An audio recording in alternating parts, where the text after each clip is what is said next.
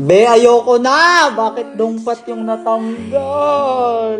I mean, hindi ko ina-expect na dongpat yung matatanggal ngayon sa PBB mga mima ko. Kasi diba sobrang lakas nila lagi sa botohan. Tapos ngayon, last rank sila, parang 9% lang yata yung vote sa kanila. Tapos yung pinakamataas sa botohan ngayon si Rain. Tapos pangalawa si Fiang. Pangatlo si Colette. Pang-apat si Kai. Tapos panglima si Dylan. Tapos next yung Dongpat. O Dongpat. Last yung Dongpat B.